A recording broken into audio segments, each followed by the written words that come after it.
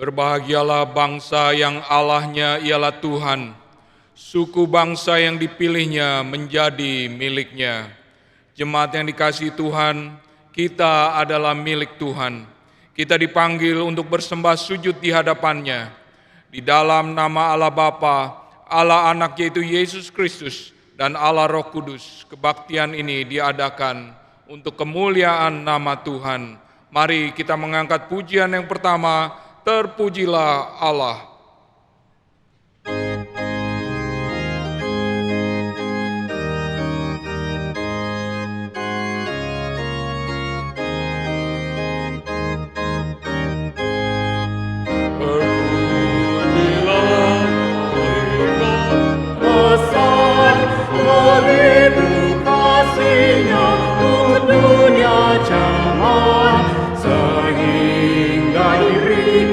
Putranya kudus mengangkat manusia serta menebus.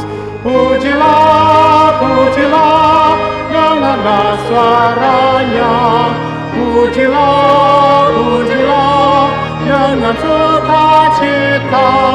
Datang pada Bapa dalam Putranya, ajaib karyanya, muliakan namanya. Tebusan sempurna karena dibayar dengan darah Yesus yang tak bercemar. Orang yang tak berdosa dijanjikannya beroleh ampunan saat percaya. Pujilah, pujilah, dengarlah suaranya. Pujilah, pujilah, dengan sukacita. Datang pada Bapa dalam Putranya, ajaib karyanya, muliakan namanya. Tiada terukur besar hikmatnya, penuhlah hatiku sebab anaknya. Dan amatlah hati kita senang melihat Sang Kristus di surga cerah. Pujilah, pujilah, dengan suaranya. Pujilah, pujilah, dengan sukacita. Datang pada Bapa dalam Putranya, ajaib karyanya, muliakan namanya. Mari kita masuk ke dalam hadirat Tuhan di dalam doa. Segala syukur, hormat, dan pujian hanya bagi-Mu ya Tuhan. Engkau yang telah memulai hidup kami, Engkau yang telah menebus kami dari dosa ya Tuhan, dan Engkau sendiri yang telah menjadikan kami anak-anak Tuhan, sehingga kami boleh dilayakkan di hadirat Tuhan, hanya karena darah Kristus yang telah dicurahkan bagi kami sebagai penebusan dosa-dosa kami. Kami bersyukur ya Tuhan, jika kami anak-anak Tuhan boleh datang berbakti di rumah Tuhan pada pagi hari ini. Kiranya Tuhan boleh mengkuduskan setiap kami, dan nama Tuhan saja yang dipermuliakan dari awal, pertengahan, sampai akhir daripada ibadah ini. Kiranya Tuhan boleh menganugerahkan kepada kami hati yang beribadah kepada Tuhan, hati yang memuji memuliakan nama Tuhan, hati yang boleh dibukakan untuk firman Tuhan dan pekerjaan Roh Kudus di dalam hati kami. Pimpin dan berkatilah kebaktian ini ya Tuhan, biarlah kiranya nama Tuhan saja yang ditinggikan. Di dalam nama Tuhan Yesus Kristus kami sudah berdoa dan bersyukur. Amin. Jemaat disilakan duduk. Di dalam kehidupan kita terkadang begitu banyak tantangan, begitu banyak masa-masa di mana kelihatannya begitu gelap dan tidak ada pengharapan. Jemaat sekalian, disitulah kita dipanggil untuk mengingat firman Tuhan dan bertumbuh di dalam iman kita, Seperti yang Yeremia 29 ayat 11 katakan, sebab aku ini mengetahui rancangan-rancangan apa yang ada padaku mengenai kamu, demikian firman Tuhan, yaitu rancangan damai sejahtera dan bukan rancangan kecelakaan, untuk memberikan kepadamu hari depan yang penuh harapan. Jika kita pada hari ini mungkin menghadapi begitu banyak hal yang kita tidak mengerti, keadaan seakan-akan begitu gelap, ingatlah firman Tuhan, ingatlah janji Tuhan, dan biar kiranya kita semakin percaya kepada Tuhan. Mari kita nyanyikan lagu yang kedua, Berimanlah pada Tuhan.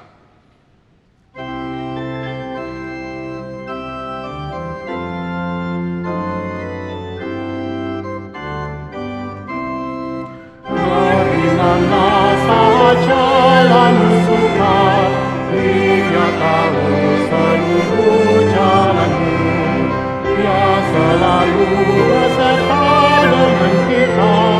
Berimanlah pada Tuhan. Berimanlah pada Tuhan yang menatap dan pelihara kita. Dia katakan Dia berkuasa.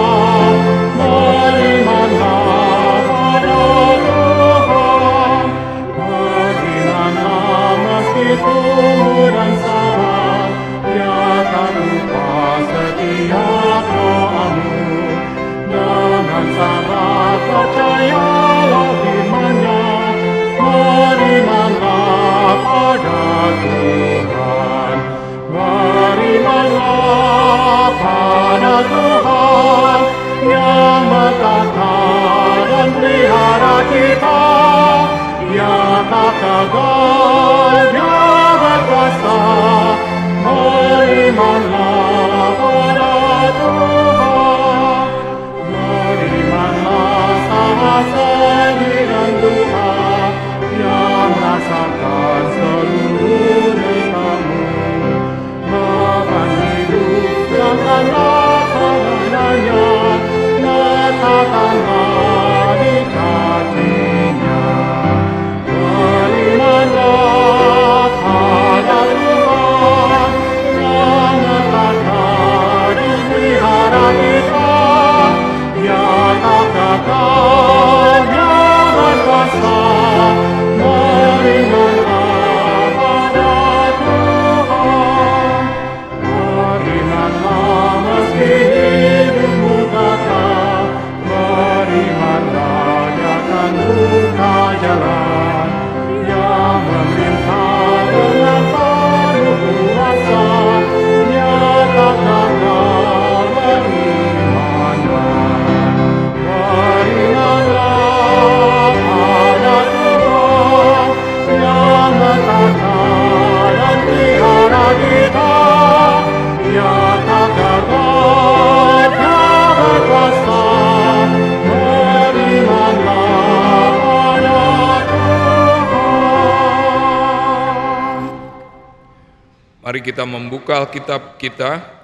Bacaan minggu ini terambil dari kitab Keluaran, pasal yang ke-19, ayat yang ke-1 sampai yang ke-6. Keluaran 19 ayat 1 sampai yang ke-6. Kita akan membacakan ayat-ayat ini secara bertanggapan. Saya akan memulainya dengan ayat yang pertama, jemaat akan menyambutnya dengan ayat yang kedua sampai seterusnya ayat yang ke-6. Tuhan menampakkan diri di Gunung Sinai. Pada bulan ketiga, setelah orang Israel keluar dari tanah Mesir, mereka tiba di padang gurun Sinai pada hari itu juga. Setelah Mereka berangkat dari Rafidim, tibalah mereka di padang gurun Sinai. Lalu mereka berkemah di padang gurun. Orang Israel berkemah di sana, di depan gunung itu. Lalu naiklah Musa menghadap Allah, dan Tuhan berseru dari gunung itu kepadanya, beginilah kau katakan kepada keturunan Yakub, dan kau beritakan kepada orang Israel, kamu sendiri telah melihat apa yang kulakukan kepada orang Mesir, dan bagaimana aku telah mendukung kamu di atas sayap Raja Wali, dan membawa kamu kepadaku. Jadi sekarang, Jika kamu sungguh-sungguh mendengarkan firman-Ku dan berpegang pada perjanjian-Ku, maka kamu akan menjadi harta kesayangan-Ku sendiri dari antara segala bangsa, sebab Akulah yang empunya seluruh bumi. Kamu akan menjadi kerajaan imam dan bangsa yang kudus. Inilah semua firman yang harus kau katakan kepada orang Israel. Demikian firman Tuhan. Mari kita menyambutnya dengan him yang ketiga, Penuhi Cawanku.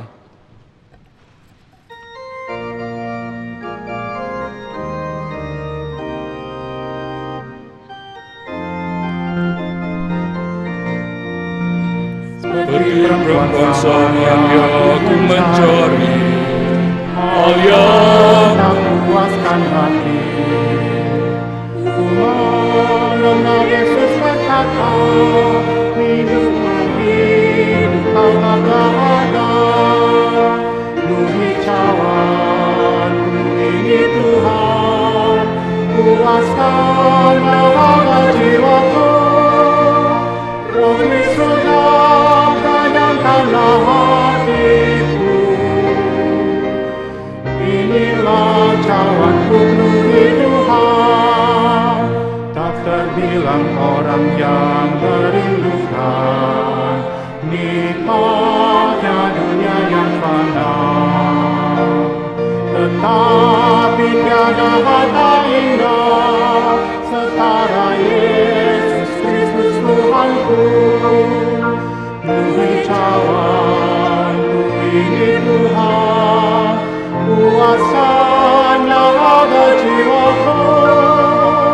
Roh di surga, kenyangkanlah hatiku.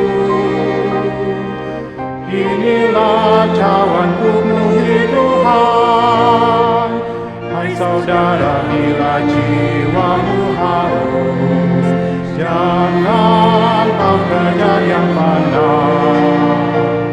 Kau pasti diselamatkan Tuhan bila engkau berdoa padanya. Penuhi cawanku, ini Tuhan, puaskan dahaga jiwaku.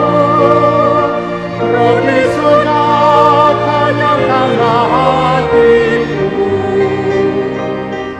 Inilah cawanku, penuhi Tuhan. Selamat pagi Bapak Ibu yang dikasihi Tuhan. Bagi Bapak Ibu yang pertama kali datang ke dalam ibadah ini, kami mengucapkan selamat datang. Dan bila Bapak Ibu belum memiliki tempat ibadah yang tetap, kami ingin menyambut Anda untuk dapat berbakti di tempat ini di masa yang akan datang juga.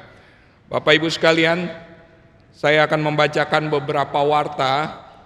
Pertama-tama adalah yang reguler yang akan diadakan melalui Gereja Reform Injil Indonesia di pusat sini, lalu kemudian di bidang pendidikan dan lainnya. Yang pertama, yang reguler adalah jadwal streaming Reform Injili. Bapak Ibu sekalian dapat belajar bersama-sama melalui acara streaming ini Selasa sampai Kamis jam 7 malam dengan judul Khotbah di Bukit. Episode 40 sampai 42 oleh Pendeta Dr. Stephen Tong, dan hari Sabtunya akan ditayangkan Kapin Malinau 2012. Dan pada hari Senin, yaitu besok 14 Agustus jam 7 malam, ada persekutuan doa STEMI di Kapel Hosana dengan judul Pleasant Bitterness yang akan dipimpin oleh Pendeta Herulin. Bapak Ibu sekalian diundang untuk dapat hadir bersama-sama berdoa untuk penginjilan yang dilakukan melalui STEMI. Selanjutnya, pendalaman Alkitab hari Jumat 18 Agustus jam 6.30 malam di Kapel Agape dengan judul Amsal dan Belas Kasihan yang Membangun oleh Pendeta Henry Ongko Wijoyo. Bapak Ibu sekalian dapat bergabung dan belajar bersama-sama. Selanjutnya, kelas Stretch juga kembali dibuka dan akan melakukan studi PL Perjanjian Lama 1 Pentateuch yang akan dipimpin oleh Vikaris Inawati Teddy. 8 kali pertemuan, 8 kali hari Sabtu, mulai tanggal 26 Agustus. Selanjutnya beberapa warta mengenai penginjilan. Yang pertama-tama adalah Kapin Sulawesi Tengah akan diadakan tanggal 21 sampai 23 Agustus, pertama di Tomata, kemudian di Tentena, dan selanjutnya di Luwuk, Bangai. Bapak Ibu sekalian, jika ada sanak saudara atau rekan-rekan di daerah ini, silakan memberitahukan kabar baik ini sehingga mereka boleh bergabung di Kapin Sulawesi Tengah. Dan selanjutnya adalah KKR Regional Pusat akan diadakan di tempat ini tanggal 25 Agustus, di mana kita akan mengajak siswa-siswi dari berbagai sekolah di Jakarta untuk dapat bersama-sama mengikuti kebaktian kebangunan rohani regional. Bapak Ibu sekalian diundang untuk dapat berbagian di dalam pelayanan siswa ini. Silakan Bapak Ibu sekalian yang terpanggil melayani untuk dapat mendaftarkan diri di counter depan setelah kebaktian ini. Dan selanjutnya KKR Regional GGRI Pusat akan berangkat ke NTT, Kalimantan Barat, Mentawai, Mamasa.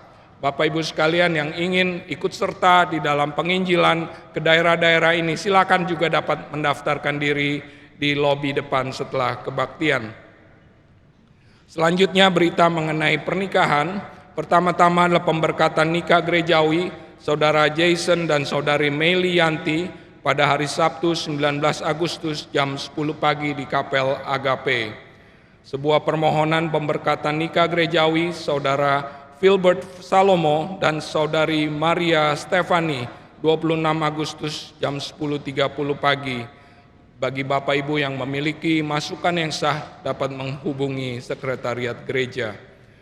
Selanjutnya beberapa warta di bidang pelayanan pendidikan. Yang pertama-tama, minggu ini adalah minggu yang sangat khusus dan spesial bagi Calvin Institute of Technology.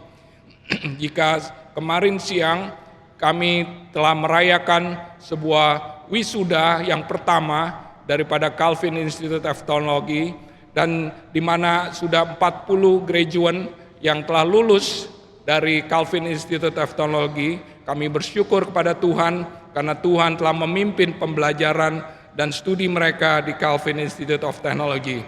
Dan minggu ini saudara-saudara, kita akan memiliki sebuah simposium nasional dengan judul Redeeming Artificial Intelligence, yaitu tanggal 19 Agustus hari Sabtu jam 9 sampai jam 12 siang di Aula John Calvin, dengan pembicara yang sudah tidak asing lagi bagi kita, Pendeta Ivan Kristiono dan Pendeta David Tong PhD, dan juga ada seorang yang sangat khusus yang akan datang dari Taiwan, Mr. Andrew Liao, PhD.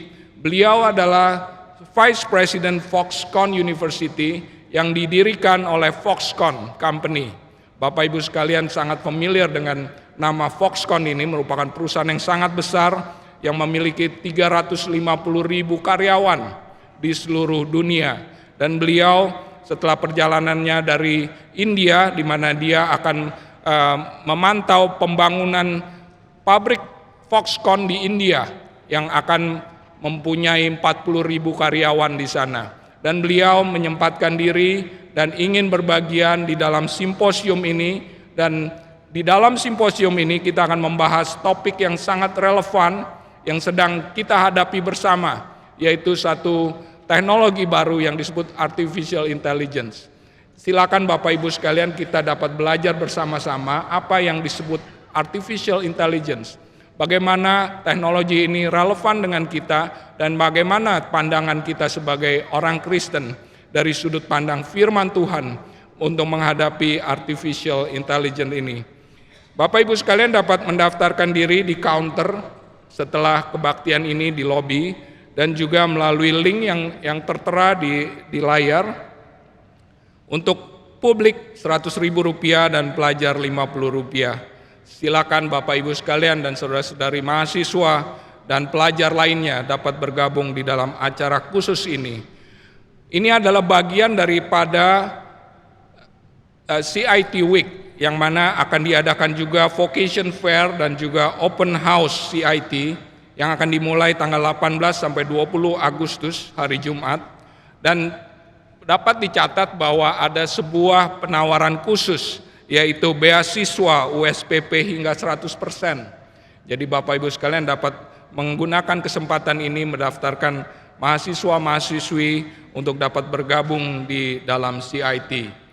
Dan juga masih di dalam bidang pendidikan, kita bersyukur Sekolah Kristen Calvin telah memiliki gedung baru di Sunter. Dan Bapak Ibu sekalian diundang untuk bisa bersama-sama mengenal Sekolah Kristen Calvin ini lebih dekat dengan gedung barunya di Sunter. Dan tanggal 2 September jam 9 pagi akan diadakan open house secara umum, dan bagi Bapak Ibu yang ingin mendaftarkan anak-anaknya di Sekolah Kristen Calvin atau juga dapat melalui pendaftaran, Bapak Ibu dapat perjanjian waktu dan kemudian dapat melihat langsung dan akan dibimbing di Sekolah Kristen Calvin di Sunter. Pendaftaran dan pelayanan ini akan dimulai tanggal 7 Agustus. Jadi Bapak Ibu sekalian dapat mendaftarkan diri dan kemudian ada perjanjian waktu khusus dan dapat ke sekolah, ke lokasi sekolah tersebut. Demikian warta untuk minggu ini. Kita akan mempersiapkan hati kita masuk ke dalam doa syafaat. Mari kita bangkit berdiri, kita nyanyikan lagu yang ketiga, ayat yang pertama.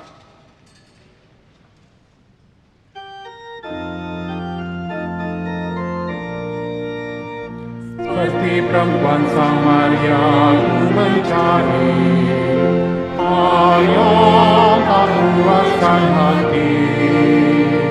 Ku mendengar Yesus berkata, minum air hidup tak dahaga. Penuhi cawanku ini Tuhan, puaskan dahaga jiwaku.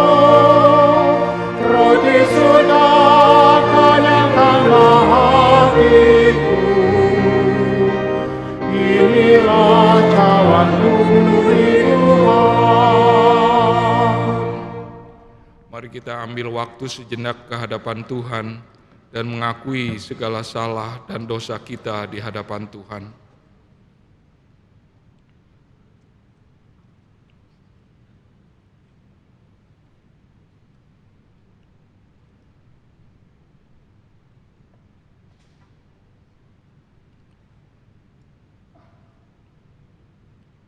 Efesus 1 ayat yang ke-7 berkata, sebab di dalam Dia dan oleh darahnya kita beroleh penebusan, yaitu pengampunan dosa, menurut kekayaan kasih karunia-Nya. Bapak Ibu sekalian, mari kita berdoa untuk penginjilan yang akan dilakukan untuk siswa-siswi tanggal 25 Agustus di tempat ini. Kiranya Tuhan boleh menolong kita untuk dapat menjangkau banyak siswa-siswi untuk dapat ikut serta di dalam kebaktian ini. Juga kita berdoa untuk Kapin Sulawesi Tengah yang akan diadakan tanggal 21 sampai 23. Kiranya Tuhan boleh mengurapi penginjilan ke daerah-daerah ini dan juga di tempat ini bagi siswa-siswa. Kiranya Tuhan boleh memimpinnya sehingga berita sukacita boleh sampai ke hati banyak orang. Biar kiranya Tuhan mengurapi hambanya Pendeta Dr. Stephen Tong untuk dipakai oleh Tuhan untuk dapat menyampaikan isi hati Tuhan bagi jemaatnya. Mari kita berdoa. Bapa di surga, kami berdoa untuk penginjilan khususnya untuk KKR siswa tanggal 25 Agustus. Kiranya Tuhan Kau boleh berkati setiap penjangkauan yang dilakukan di sekolah-sekolah dan sehingga banyak siswa boleh datang dan mereka boleh mengenal Tuhan melalui KKR ini. Kami juga berdoa untuk Kapin Sulawesi Tengah. Kiranya Tuhan Kau boleh memberkati, memimpin penginjilan ke daerah ini ya Tuhan. Berkatilah panitia yang menjangkau banyak jiwa di sana. Berkati Pendeta Dr. Stephen Tong yang akan menyampaikan firman Tuhan. Kiranya Tuhan boleh mempersiapkan dia, beri kekuatan kepada dia. Urapan Tuhan boleh dinyatakan bagi hamba-Mu. Dan Kau sendiri yang boleh menyampaikan firman-Mu ya Tuhan kepada jemaat-jemaat Tuhan di sana. Kiranya Tuhan boleh berkati penginjilan ini. Nama Tuhan saja yang ditinggikan. Dalam nama Tuhan Yesus kami berdoa. Mari kita juga bersyukur untuk Calvin Institute of Technology yang mana telah melakukan wisuda yang pertama. Kiranya Tuhan yang boleh memberkati para wisudawan yang telah lulus ini dan mereka boleh membawa shalom Tuhan di tengah masyarakat dan biarlah mereka bercahaya di tengah masyarakat ini, dan biarlah nama Kristus boleh ditinggikan melalui kehidupan mereka. Dan kita juga berdoa biar akhirnya Tuhan boleh memberkati pembangunan daripada Calvin Institute of Technology. Kiranya Tuhan boleh memimpin universitas ini untuk dipakai oleh Tuhan untuk membina anak-anak Tuhan di dalam Kristus. Biar mereka boleh bertumbuh dalam iman mereka, pengenalan mereka akan Tuhan, dan juga di dalam ilmu pengetahuan dan juga dari skill mereka. Mari kita berdoa untuk Calvin Institute of Technology. Bapa, kami bersyukur untuk Calvin Institute of Technology.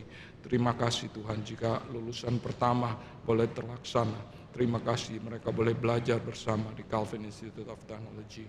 Tuhan, kami berdoa kiranya Tuhan boleh berkati mereka, pimpin mereka, dan hidup mereka boleh dipakai oleh Tuhan menjadi terang Kristus di tengah masyarakat ya Tuhan. Kami juga berdoa untuk perkembangan daripada Calvin Institute of Technology selanjutnya, baik itu pembangunan di BSD maupun operasional di tempat ini saat ini. Kiranya Tuhan berkati dan urapi para dosen, para pengajar, para staf, rektorat, yayasan, biar kami bersatu hati boleh terus melaksanakan pekerjaan Tuhan yang Tuhan telah taruh di hadapan kami. Pimpinlah Tuhan, biarlah nama Tuhan ditinggikan melalui Calvin Institute of Technology ini. Dalam nama Tuhan Yesus kami serahkan Calvin Institute of Technology ini. Amin. Mari kita juga mengingat saudara-saudari seiman kita yang ada di sekeliling kita saat ini. Mungkin mereka di dalam pergumulan, kesulitan, tantangan. Mungkin mereka di dalam kesulitan daripada kesehatan. Ada yang sakit, ada yang sudah menderita lama. Kita ingat mereka di dalam doa. Kita berdoa juga untuk saudara-saudari kita yang mungkin dalam kesulitan ekonomi saat ini. Hubungan keluarga mereka. Kiranya Tuhan boleh menolong, memimpin mereka. Mari kita berdoa untuk jemaat Tuhan di tempat ini. Bapa, kami juga teringat akan saudara-saudari seiman kami di dalam keadaan lemah tubuh saat ini. Kiranya Tuhan boleh menolong, menopang mereka, bahkan memberi kesembuhan bagi mereka ya Tuhan. Kami berdoa juga bagi mereka yang kesulitan di dalam pekerjaan, perekonomian, keluarga. Tuhan tolong dan pimpin mereka. Juga orang-orang yang di dalam kesulitan di dalam hubungan keluarga mereka saat ini. Tuhan, kami berdoa Engkau berbelas kasihan, Engkau yang menyembuhkan hati mereka ya Tuhan, sehingga ada saling pengampunan. Bahkan mereka boleh saling mencintai satu sama lain dan bertumbuh sebagai keluarga Kristen yang mengasihi Tuhan, mengasihi keluarga mereka. Terima kasih Tuhan. Dalam nama Tuhan Yesus kami berdoa. Mari kita berdoa doa Bapa kami. Bapa kami yang di surga, dikuduskanlah namamu.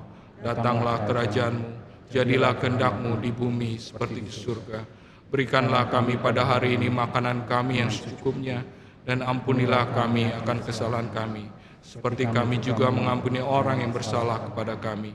Dan janganlah membawa kami ke dalam pencobaan, tapi lepaskanlah kami dari yang jahat.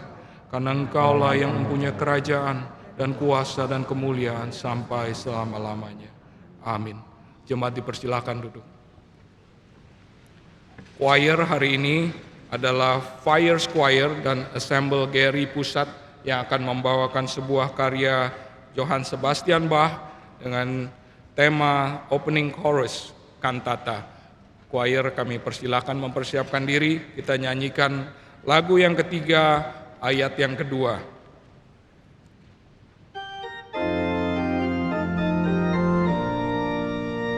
Tak terbilang orang yang merindukan nikmatnya dunia yang fana, tetapi tiada harta indah setara Yesus Kristus Tuhanku. Penuhi cawanku ini Tuhan, puaskan dahaga jiwaku. Roti surga kenyangkanlah hatiku. Inilah cawanku penuhi Tuhan. Ayat yang ketiga. Hai saudara, bila jiwamu haus, jangan kau kejar yang fana. Kau pasti diselamatkan Tuhan bila engkau berdoa padanya. Penuhi cawanku ini Tuhan,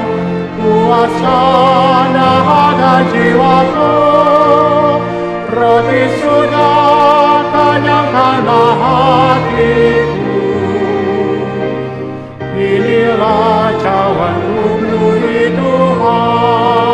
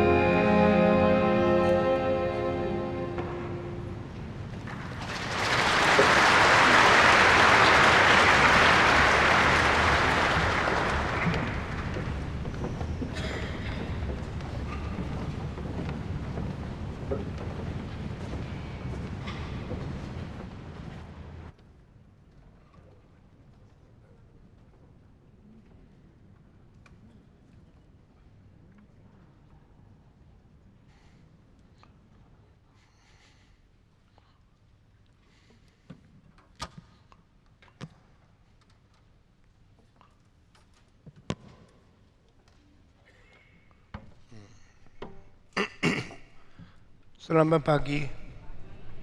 Mari kita berdoa. Bapa di dalam surga, berkatilah kebaktian ini. Berkatilah apa yang akan dibicarakan sehingga membawa kami lebih mengerti kesulitan iman dan bagaimana kemenangan di dalam kepercayaan. Pimpinlah kami. Berilah bijaksana kepada hamba-Mu yang hina ini. Dan berilah pengertian kepada setiap orang yang hadir.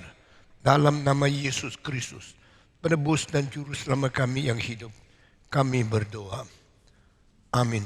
Saudara-saudara, di dalam minggu ini, atau mungkin tambah satu kali lagi, kita selesaikan perjuangan di dalam pergumulan iman mengenai kepercayaan dan bukti Allah ada dari argumen kan.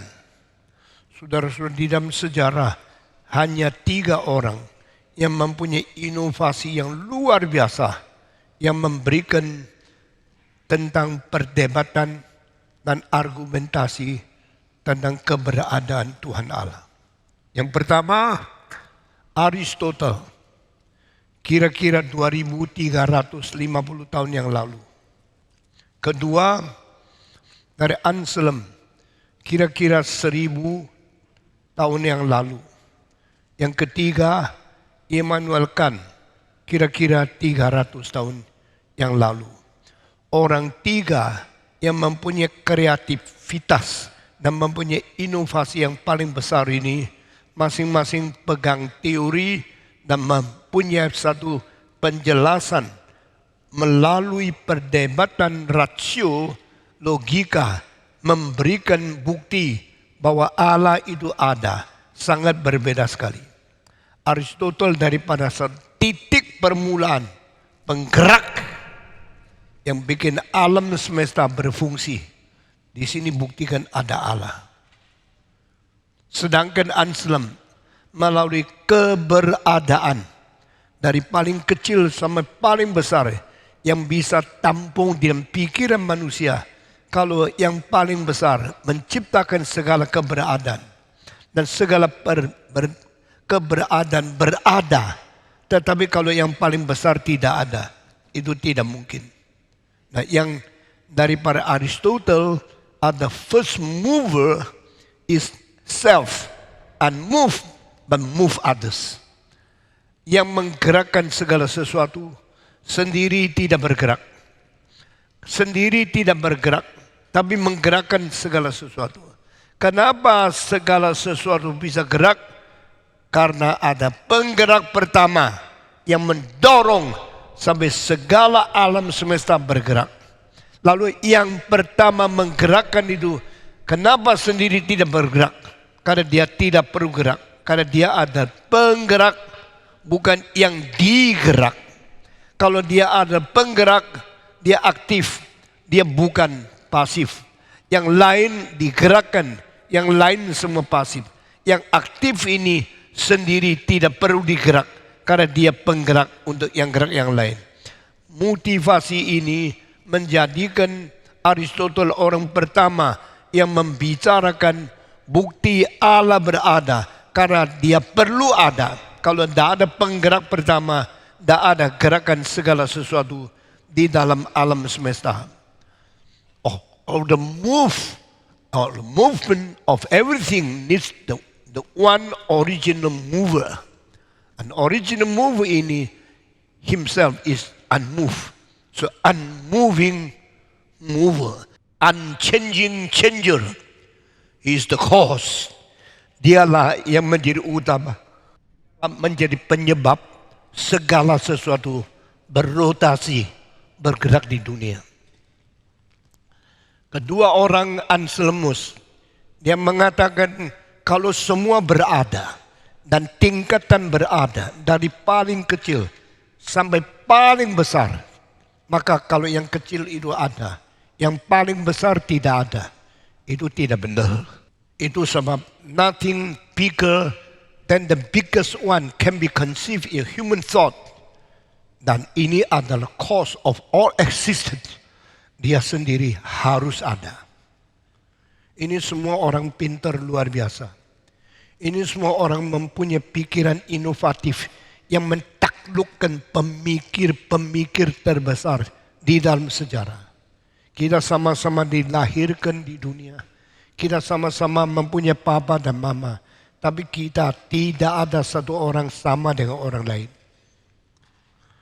Yang pintar banyak, yang paling pintar sedikit sekali.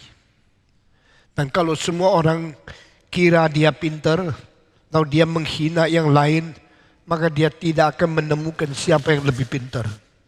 Tapi orang yang betul paling pintar, selalu tidak sadar dia pintar. Tapi secara sejarah, banding-membanding, kita akhirnya menemukan yang paling pintar itu siapa. Nah saudara-saudara, tidak membuktikan Allah ada. Beberapa orang yang paling pintar dalam menemukan argumen mereka. Termasuk yang kita sebut 3 orang di sini. Pertama, Aristotle. Kedua, Anselm. Dan ketiga, Immanuel Kant. Anselm bicara tentang yang paling besar harus berada. Aristotle bicara yang menggerakkan segala sesuatu. Dia tidak perlu digerakkan. Tetapi Kant tidak menyetujui 2 ini. Karena dia mempunyai inovasi lebih tinggi dari 2 ini. Wah, ini orang Jerman yang luar biasa. Yang berada di kota paling kecil. Tetapi kota penting karena kotanya raja. Dia seumur hidup tidak pernah bertamasya. Tidak pernah piknik. Tidak pernah pergi luar kota. Tapi dia mengetahui lebih banyak dari siapapun. Immanuel Kant, seorang yang tingginya tidak sampai 160 cm.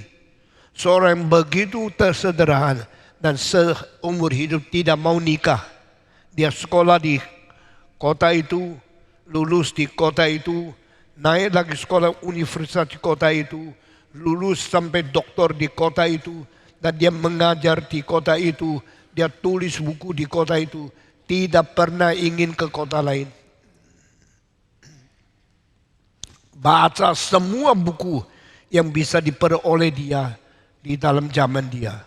Setelah baca kritik satu persatu, dia punya pikiran lebih tinggi daripada semua yang berani tulis buku sebelum zaman dia.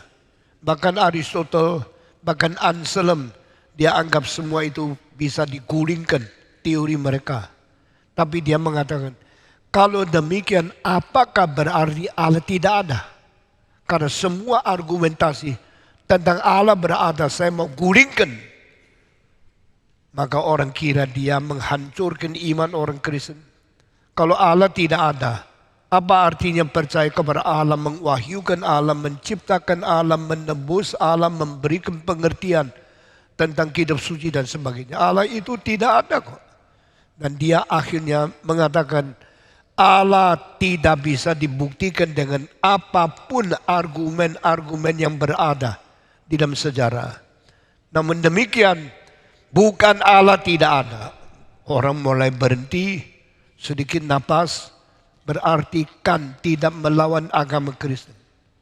Setelah dia menemukan argumen terakhir, mengenai Allah ada. Buktinya Allah ada.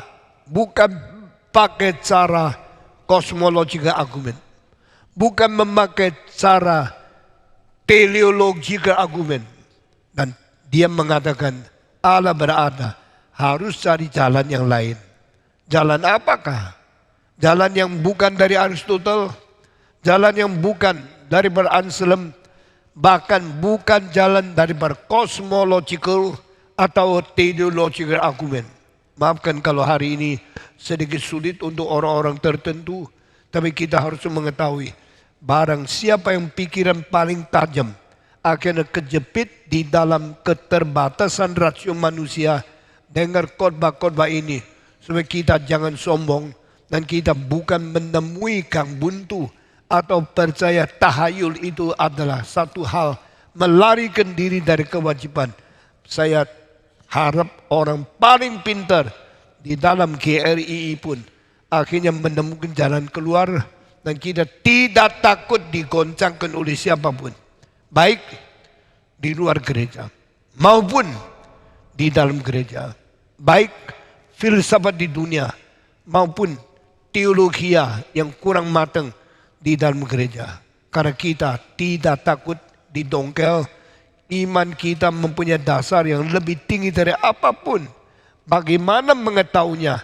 Beberapa minggu kita harus bertanggung jawab sehingga kita tidak melarikan diri dari serangan dunia yang melawan Tuhan.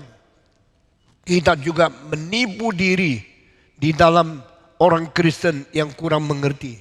Kita akan menjadi manusia yang terang benderang menjalankan kehendak Tuhan dan bertanggung jawab dalam kepercayaan kita.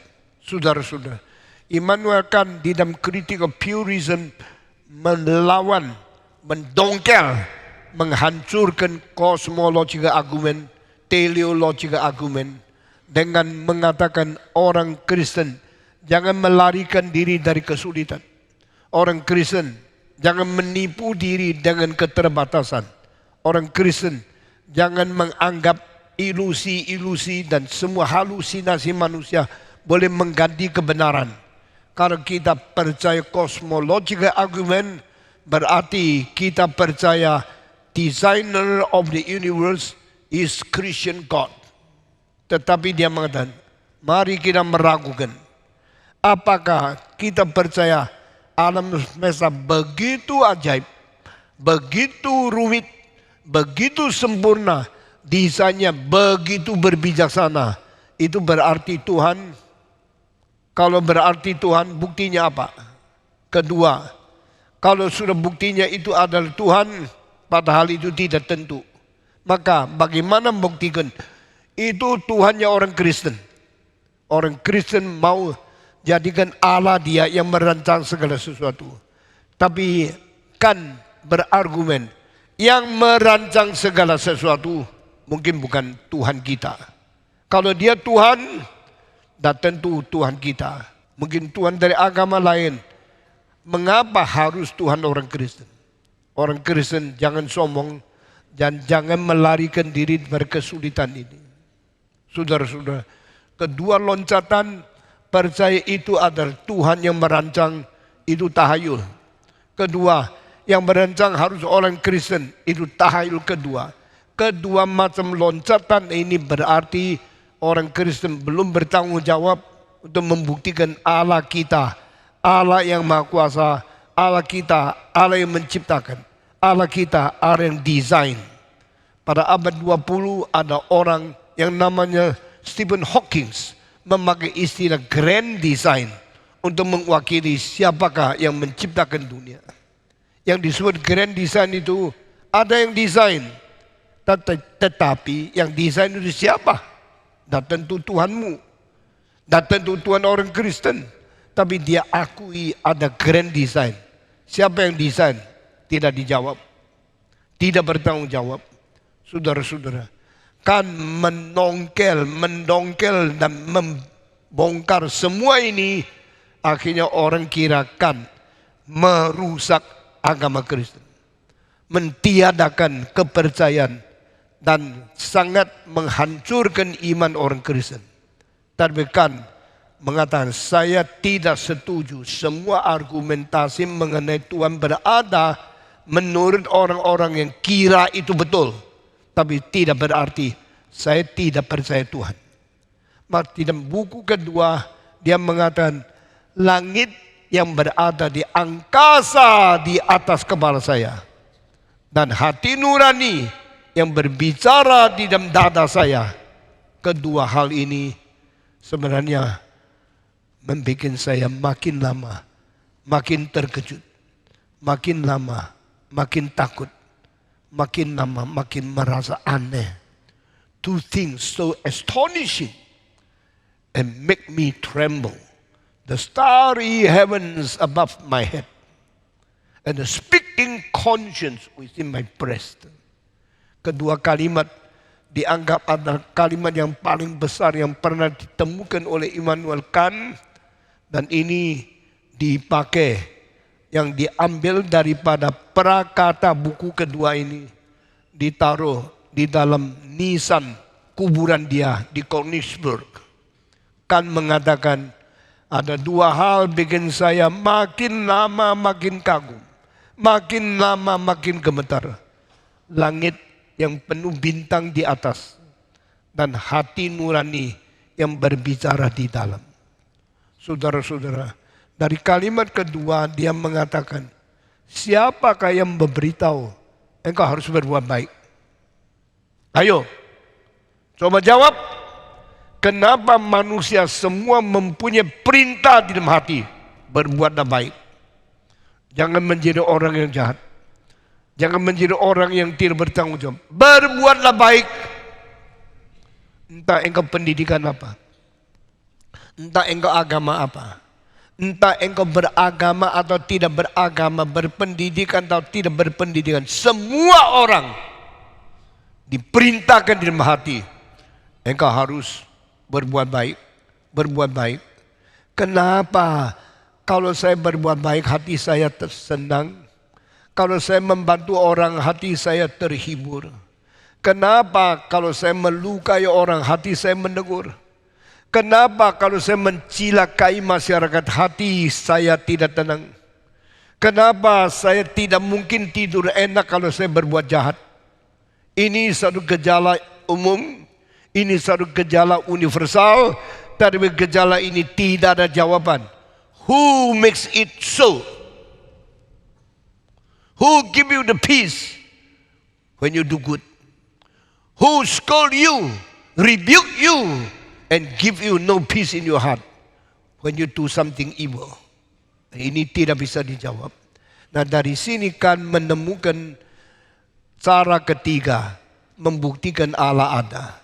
Itu bukan disebut the first mover atau disebut the greatest thing conceived in human thought. He must exist ontology. Ini disebut moral argument. Kan mempunyai pikiran yang lebih tinggi dari siapapun di dalam sejarah dan juga di dalam zamannya. Dia orang yang paling pintar dan dia mengatakan saya tidak mengerti kenapa ada suara di dalam hati berkata engkau harus berbuat baik, engkau tidak boleh berbuat jahat, engkau harus melakukan yang terbaik sehingga manusia menjadi artinya hidup di dunia ini. Nah, saudara-saudara, ini pikiran dari Berkan menggali dan menemukan sesuatu cara yang baru membuktikan Allah ada. Saya sudah bicarakan hal ini sejak berapa minggu yang lalu. Makin lama makin jelas, makin lama makin bertanggung jawab. Di dalam teori yang dikemukakan, dia memakai dua istilah. Pertama categorical, kedua imperative. Disambung menjadi categorical imperative, artinya perintah yang tidak bisa lebih tinggi lagi. Itu satu perintah yang paling tinggi, the supreme commandment. Sesuatu perintah dari kuasa yang tertinggi, yang tertinggi, yang terhormat memberitahu you harus berbuat baik. Dan dia ambil, tidak bisa tidak. Dia harus mengambil keputusan. Inilah Allah. Karena Allah ada, maka ada perintah engkau harus berbuat baik. Tetapi apakah yang disebut perbuatan baik itu? Bagaimana kita bisa berbuat terbaik? Apakah karena dorongan kita ingin melaksanakan aktualisasi konsep kita tentang baik? Bukan. Apakah karena kita ingin menjadi orang bertanggung jawab lalu membuat jasa bagi diri? Bukan. Yang bikin kita terpaksa melakukan terbaik adalah sesuatu perintah yang tidak ada bandingnya. Tidak ada lebih tinggi, lebih berdaulat daripada dia. Dan dia itu di dalam hati kita menyatakan dia ada. Itulah yang disebut Tuhan. Maka menemukan, membuktikan Allah berada melalui keadaan satu perintah tertinggi untuk berdaulat, untuk berbuat baik. Itu namanya suara dari Allah. Maka dia mengatakan itu sebab harus kita percaya Tuhan Allah ada. Orang baru menjadi lega. Kalau demikian kan bukan mendongkel, bukan melawan, bukan memusnahkan kepercayaan orang Kristen. Padahal dia juga orang percaya ada Tuhan Allah kan. Tapi kalau ditanya lagi, kalau dengan argumentasi dan moralitas ini, apakah kan sendiri orang Kristen yang baik? Tetap tidak. Wah susah ini. Dia sendiri tidak ke gereja. Dia sendiri tidak selalu baca Alkitab. Tapi dia sendiri mempunyai prinsip ada Allah dan saya harus berbuat baik. Ada Allah dan saya harus berbuat baik. Dua kewajiban. I believe in God. I believe in goodness. I believe in my responsibility to actual goodness in my life. Dua hal ini diterima oleh dia. Dan dia tidak menjadi ateis. Dia juga tidak menjadi orang Kristen yang baik. Banyak orang kira ini jalan paling baik. Saya tidak usah menjadi orang Kristen ikut apa yang dikhotbahkan oleh Stephen Tong sama pendeta-pendeta yang lain. Saya juga tidak usah menjadi ateis untuk melawan Kristen. Di tengah-tengah, dah ateis, dah Kristen. Jadi orang yang berbuat baik cukup. Kalau saya berbuat baik, hati nurani saya damai. Kalau saya berbuat baik, saya menjadi manusia konstruktif di dalam masyarakat. Kalau saya berbuat baik, saya hatinya tentram, tidurnya enak. Kalau saya berbuat baik, dah tentu menjadi Kristen. Juga dah tentu menjadi ateis. Banyak orang humanisme. Banyak orang self-centered life. Banyak orang yang menganggap diri cukup melakukan dua hal. Dan ini menjadi satu mempengaruhi 300 tahun setelah Kan hidup di dunia. Kan yang dilahirkan 1740 dan Kan yang meninggal dunia 1820. Di dalam hidupnya 80 tahun dia tidak menjadi orang Kristen yang baik. Dia juga tidak menjadi ateis yang brutal. Dia menjadi orang yang tenang, stabil, tetapi tidak giat, tidak beriman yang sungguh-sungguh vital, tidak menjadi orang Kristen yang rajin melayani. Banyak orang intelektual kira hidup seperti Kan sudah cukup, maka mereka mulai meninggalkan gereja. Tapi mereka tidak menjadi ateis. Mereka meninggalkan ateisme, tapi mereka juga tidak dekat di dalam gereja. Orang seperti inilah mempengaruhi Eropa sampai sekarang. Sekarang Eropanya orang Kristen yang rasanya Kristen nama di dalam gereja, sudah daftar, sudah baptis, tapi tidak pernah ke gereja karena mereka kira mereka cukup berbuat baik saja. Minggu ini dan minggu depan saya teliti ke dalam mengapa berbuat baik. Bagaimana mungkin berbuat baik? Siapakah yang pernah berbuat baik yang paling tuntas, paling maksimal, dan apa hubungan dia berbuat baik dengan keberadaan Allah? Semua yang dibahas di dalam gereja ini hampir tidak pernah dibahas di gereja lain. Saudara ikut kebaktian gereja mana saja tidak mendengarkan khotbah semacam ini. Bukan saya sengaja mentunda-tunda, tapi saya memberitahu kepada engkau hal yang perlu diselesaikan di dalam pergumulan iman, kerohanian, dan kepercayaan orang Kristen sangat banyak. Jangan kira sembarangan ikut kebaktian. Sudah ke gereja, sudah selesai. Karena engkau tidak pernah diajak untuk bergumul kesulitan imanmu di dalam otakmu. Engkau selalu kira asal ke gereja sudah menjadi orang Kristen. Tidak. Mari kita baik-baik menggumulkan semua ini sampai kita tuntas mengerti. Karena kita anggota gereja Reform Injili Indonesia. Saya harap semua pendeta di KRI bisa melangsungkan, melaksanakan, dan merealisasikan kesulitan-kesulitan yang digumul dan dengan kepercayaan kepada kitab dan bertanggung jawab secara rasio. A reformed Christian is a rational Christian. A Christian who is rational, who does not believe in reasoning, juga never escape from the duty and the responsibility of the rational struggling. Orang-orang reform bukan orang membabi buta, bukan percaya sembarangan. Orang reform adalah orang berpikir, tapi bagaimana pikir pun kita tidak memperdewa rasio kita. Di satu pihak kita tidak memperilah, tidak memperdewa rasio kita. Di dalam pihak yang lain kita sebisa mungkin pikir dengan sesusah mungkin, bergumul dengan segiat mungkin.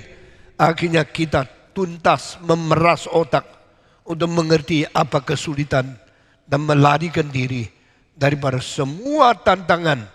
Kita tidak melarikan diri, tapi kita melarikan diri daripada tidak bertanggung jawab. Kita mau bertanggung jawab, tidak memikir secara tuntas, memeras otak secara paling giat untuk mengetahui kesulitan. Dan akhirnya kita menjadi orang yang memberikan jawaban yang terbaik di dalam dunia ini.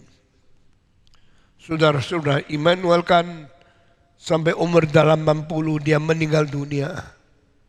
Dia menjadi orang apakah? Menjadi orang Kristen yang tidak giat, juga menjadi orang yang tidak pernah ateis. Dia seorang yang kelihatan suam-suam, stabil, dan dia mempengaruhi banyak orang rasional. Tapi bagi saya itu tidak cukup. Jikalau orang reform tidak selesaikan apa yang belum digumul secara tuntas oleh Immanuel Kant, kita bukan orang Kristen yang baik. Orang reform melampaui Immanuel Kant. Orang reform melarikan diri dari dua alternatif. Bukan ateis, tapi bukan giat melayani Tuhan. Kita menjadi orang yang tolak ateis, dan kita menjadi orang yang percaya kita harus melayani Tuhan.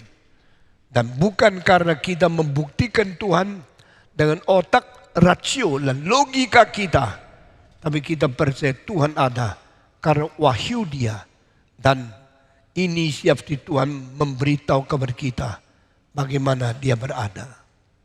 Saudara-saudara sekalian, Immanuel Kant menolak Aristotle. Immanuel Kant menolak Anselm.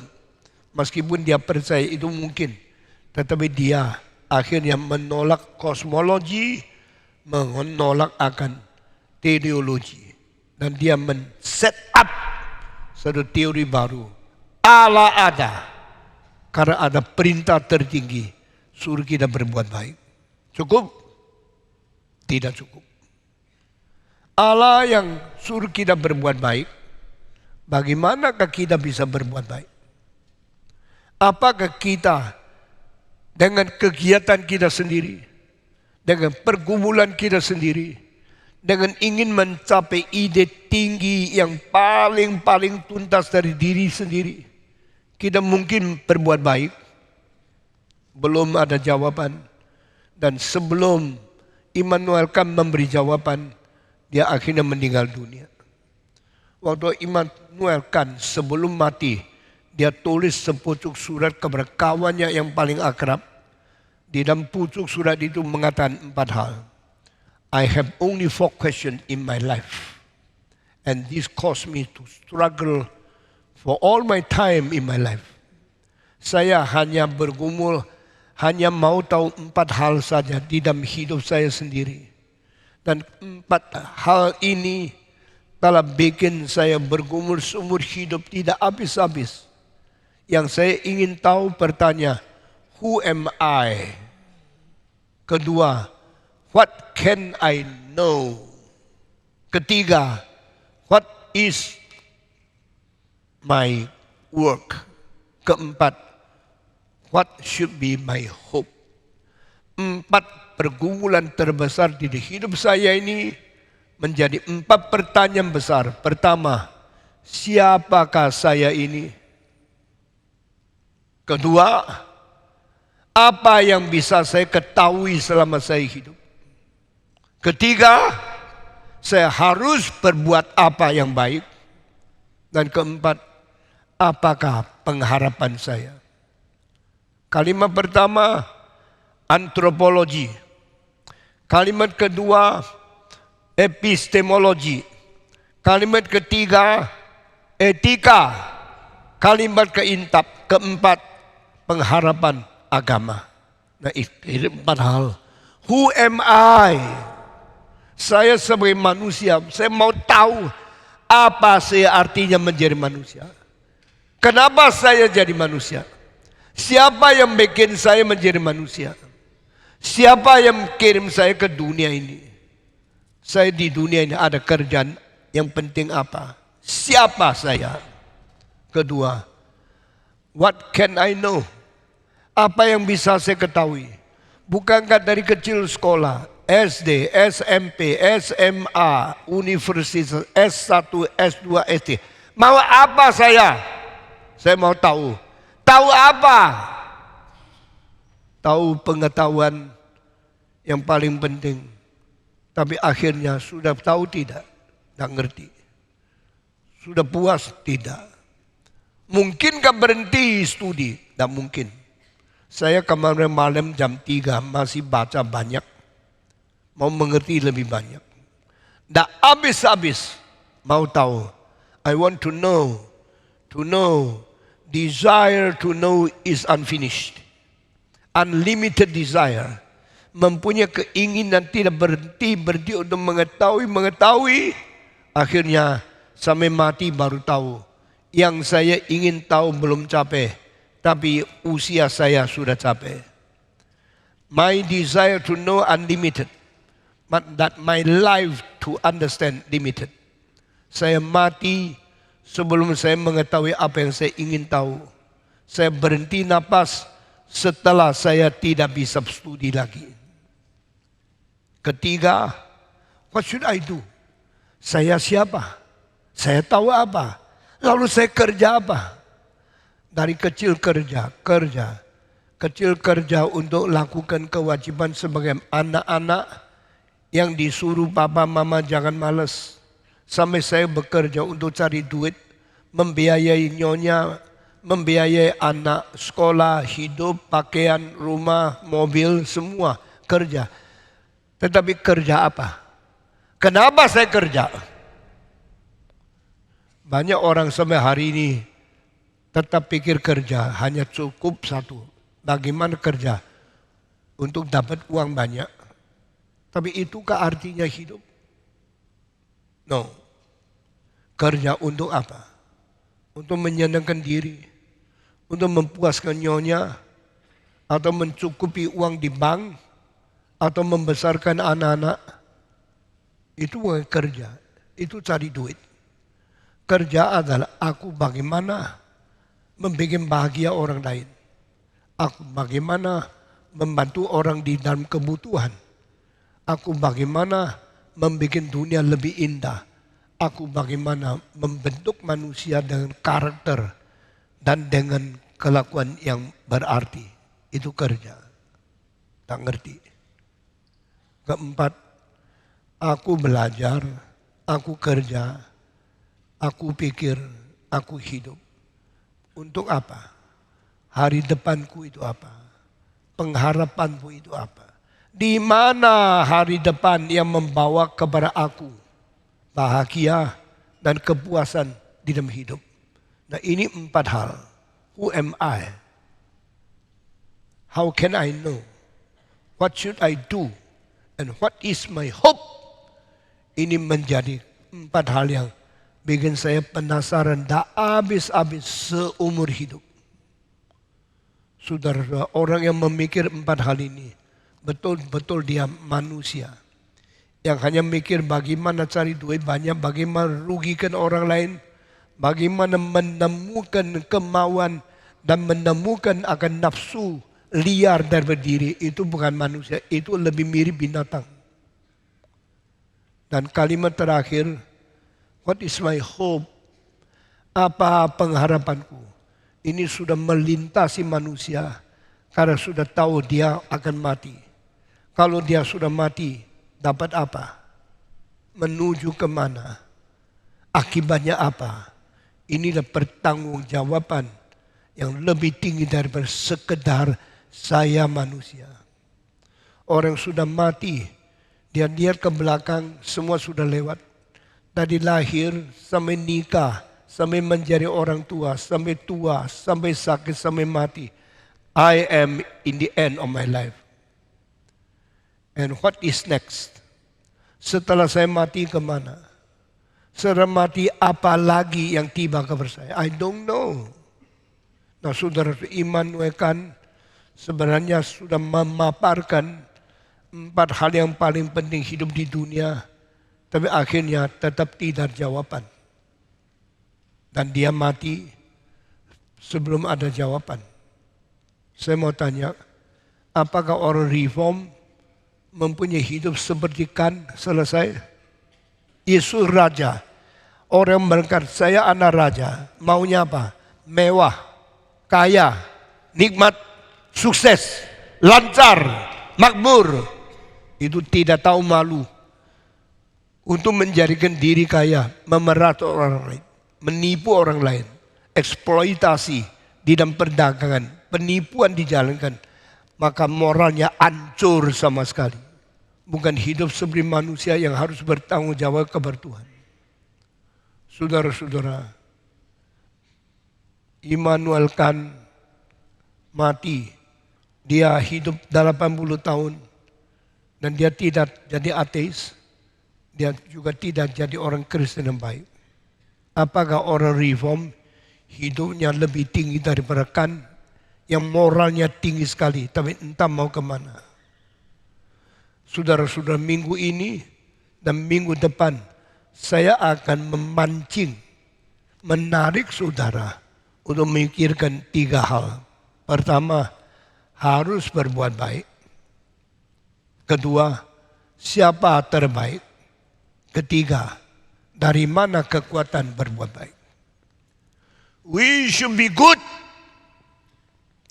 Who achieved the final goodness? And what is the secret? What is the power to thrive that he can achieve the highest good?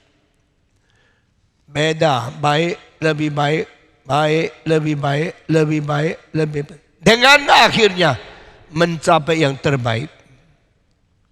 Di dalam buku Konghucu, pasal pertama, kalimat pertama akhirnya mengatakan mencapai kebajikan yang tertinggi. To achieve the highest good. Kebajikan yang paling tinggi. Menurut Grika juga adalah kebahagiaan yang tertinggi. Dan itu juga adalah moral yang tertinggi. Moral yang tinggi menjadi kesukacitaan yang tinggi, menjadi bahagia yang tertinggi. Sama. Itu di dalam bahasa Latin namanya summum bonum. Summum, the highest. Bonum, good or happiness. Menjadi kesukaan, kebahagiaan, kebajikan yang tertinggi, tidak bisa tinggi lagi. Kalau you sudah capai itu, menurut Konghucu, you sesuai dengan tujuan hidup manusia. Apakah orang Tionghoa yang mendapatkan pikiran Konghucu sejak 2500 tahun yang lalu, sampai sekarang waktu mati dia mencapai itu? Saya kira tidak. Saudara-saudara, saya mau tanya kembali kepada Immanuel Kant. Hidup manusia untuk apa? Hidup manusia harus mengetahui apa? Hidup manusia harus berbuat apa? Hidup manusia akan mendapatkan pengharapan apa? Kant mengatakan berbuat baik. Sekarang saya menyimpulkan 3 hal. Berbuat baik, baik mencapai tujuan apa? Kedua, siapakah di dalam sejarah yang pernah berbuat baik secara tuntas dan tertinggi? Ketiga, kekuatan orang berbuat baik secara tertinggi, kuasanya dari mana? Dalam 2 minggu ini kita bicara sampai tuntas. Harap bisa selesai. Saya tidak selesai. Karena bicara terus, dipimpin Tuhan terus, kita harus didesak untuk memikirkan lebih tuntas lagi. Harus berbuat baikkah? Harus. Mungkinkah kita berbuat baik? Tidak mungkin. Kita setiap kali mau berbuat baik, rasa tak kuat, rasa terbatas. Akhirnya kita tidur, besok bangun lagi. Tetap tidak bisa. Setiap hari begini. Sampai kita tua, sampai kita mati. Kita bilang, Tuhan, I cannot do it. What I can do only this. And after this, beyond this, I have no power. I stop here, I die. I go to see you. Please forgive me.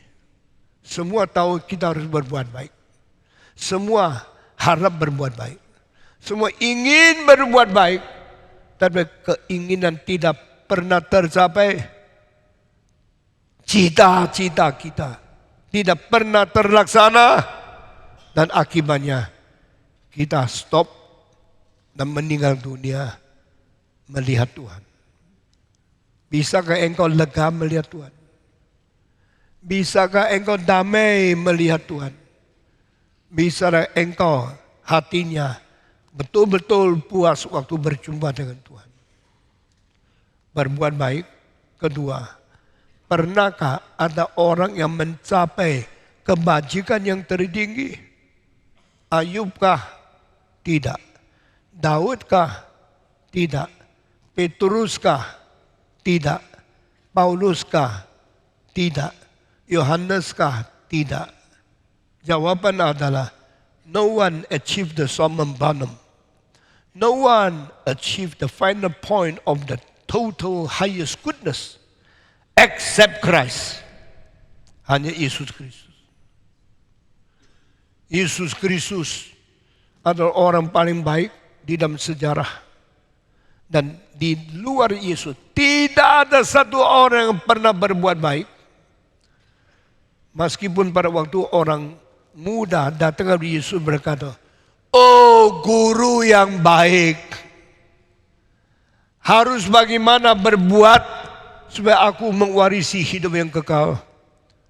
Yesus menjawab, "Mengapa sebut saya baik? Yang baik cuma satu, Tuhan Allah." Apakah kalimat ini membuktikan Yesus tidak mengaku dia baik? Seolah ia di dalam tafsiran, di dalam hermeneutics, jangan menyangkal kalimat Yesus. Why you call me good? There is only one good, God, nothing else. Apakah Yesus menyangkal dia baik? Jikalau Yesus menyangkal dia baik, apakah melalui kalimat ini? Saudara saya kasih tahu, Yesus mengatakan, mengapa menyebut aku orang baik? Bukan dia menyangkal dia baik. Dia akan tanya laki-laki ini, apa sebabnya engkau menyebut aku guru yang baik? Kalau saya cuma guru dan engkau datang ke guru baik, engkau tidak bisa diselamatkan. Karena guru yang baik tidak ada satu pernah menyelamatkan orang lain dan menjadikan orang baik. Tidak mungkin. Berarti Yesus sedang menolak pengakuan dia tentang kristologi. Oh my good teacher, I come to you teacher because you are good. Yesus say, why you call me good teacher? Only one is good, that is God, not me. Aku bukan guru baik, aku adalah juru selamat untuk memanggil orang yang tidak baik. Engkau menyebut aku guru baik, itu sudah salah imanmu kepada saya. Ini tafsiran yang sebenarnya. Saya kalau masuk ke situ perlu 1 jam lagi. Saudara-saudara, Yesus tidak pernah tidak mengaku dia baik. Yesus waktu mengatakan, mengapa sebut saya guru baik?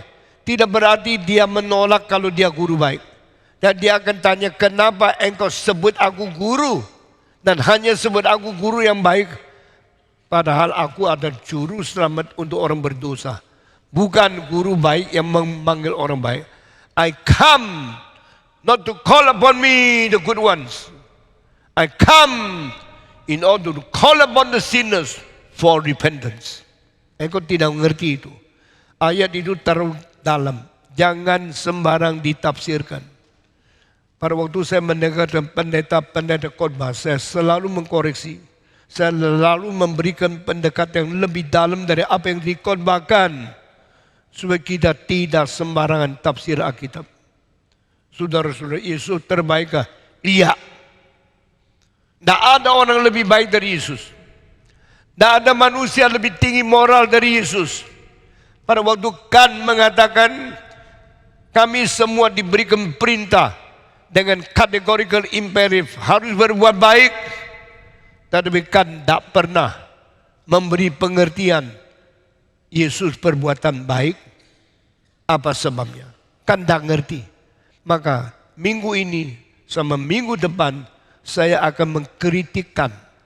Kan mengetahui harus berbuat baik. Kan mengetahui ada yang perintah kita hati berbuat baik. Tapi kan tidak mengerti berbuat baik bagaimana mungkin mencapai taraf yang dicapai oleh Yesus Kristus. What have been achieved by Jesus Christ to do the goodness until the highest point never understood by Kan. Tidak ada orang mengerti termasuk Kan. Dan saya tanya, kalau Yesus sudah mencapai kebajikan yang tertinggi, saya mau tanya, mengapa Yesus bisa mencapai? Maka dalam sejarah ada 3 orang. Setelah Kan, mereka berusaha menyelidiki siapa Yesus. Kenapa bisa begitu baik? Bagaimana dia mencapai terbaik? Ini yang belajar sejarah teologi memperhatikan. Tetapi banyak tidak mengerti. Perbedaan mereka akhirnya hancur semua karena mereka tidak mengerti dengan sesungguh-sungguhnya. Orang 3 itu tidak selalu muncul di dalam pengajaran kelas sekolah teologi di dalam seminari. Tapi saya hari kasih tahu. Pertama, orang itu tidak terkenal namanya. Dia memakai anonimus, tidak ada nama. Menulis satu buku, namanya Ecce Homo. Ecce behold, Homo this man. Lihatlah orang ini. Buku yang berjudul Lihatlah orang ini. Dalamnya semua menulis Yesus yang berbuat baik. Buku itu dicetak di Inggris. Penulisnya orang Inggris. Sehingga tidak tahu namanya. Tapi buku itu membicara bagaimana kebajikan Yesus satu persatu.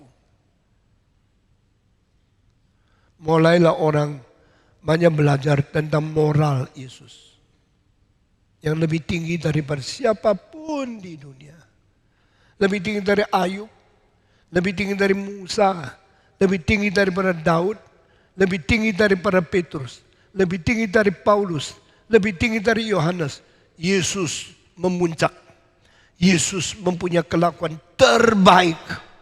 Tak bisa disangkal. He has achieved the highest good in the history. He is the supreme goodness in the history of mankind. Ini yang tidak disebut oleh orang yang namanya Kan. Kan cuma menulis satu kalimat, saya kaget sekali. What had been achieved by Jesus in his life, never achieved by any others in the whole history. What had been achieved according to the recording of 4 Gospels are super, then are transcendent, then are above everyone who knows about morality in the world. Kebajikan yang dicapai orang yang dicatat di dalam 4 Injil itu telah mencapai kebajikan tertinggi dan moral lebih tinggi dari siapapun yang pernah hidup di dunia. Ini Immanuel Kan. Dia tahu Yesus terbaik, tapi dia tidak jawab Mengapa bisa terbaik? Kedua, kekuatan terbaik Yesus dari mana? Dia tidak jawab, dia mati. Nanti saya akan menjawab di dalam minggu ini dan minggu depan. Saudara-saudara, apa yang kita pikirkan, apa yang kita khotbahkan terlalu serius. What have been achieved by Christ is a power not from Him. The power dari Tuhan Allah. Saudara-saudara, setelah Kant menulis ini, dia mati, tidak ada jawaban. Pertama, Ecce Homo yang ditulis oleh orang Inggris. Kedua orang yang menulis tentang kebajikan Yesus Kristus di Jerman, namanya Strauss. Nah di sini saya bukan membicarakan tentang Johannes Strauss atau anaknya yang disebut Junior Johannes Strauss, juga tidak bicara tentang Richard Strauss, orang pemusik dan konduktor dan komposer yang terkenal pada abad ke-20 zaman Hitler. Not these three, but another Strauss yang hidupnya pada abad ke-19 permulaan di Jerman. Dia mengatakan Yesus bisa berbuat baik karena dia paling dekat dengan Tuhan. Kalimat ini seperti benar, tapi salah sekali. Dengar kalimat ini. Yesus kalau bisa dekat dengan Tuhan, sehingga dia bisa begitu baik. Saya mau tanya, kenapa orang lain tidak mungkin lebih dekat Tuhan daripada Yesus? Tetap tidak jawaban.